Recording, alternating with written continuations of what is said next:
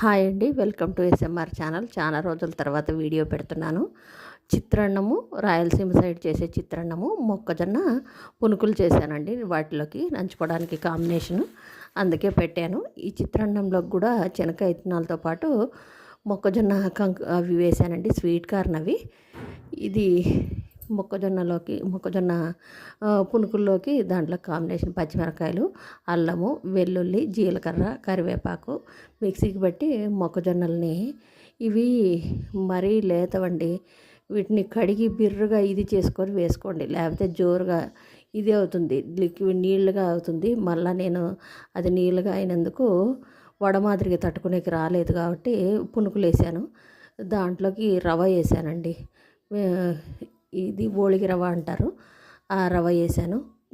ఇది కొంచెం శనగపిండి కలిపాను, కొద్దిగా కారము, కొంచెం ఉప్పు, కొంచెం సోడా పొడి వేసానండి. వంట సోడా అంటారు కదా, అది వేసాను. కొద్దిగా పసుపు కూడా వేసాను. ఆ క్లిప్ మిస్ అయినట్లుంది కలర్ కోసము. వీటిని పునుకుల్లాగా వేసుకున్నానండి. కొత్తిమీర వేసుకొని మిక్సీ జార్లోకి నేను పచ్చిమిర్చి, అల్లం, వెల్లుల్లి, జీలకర్ర, కరివేపాకు, కొంచెం ఉల్లిపాయ కూడా వేసాను. ఉల్లిపాయ వేయక్కర్లేదు, నీళ్ళగా అవుతుందండి.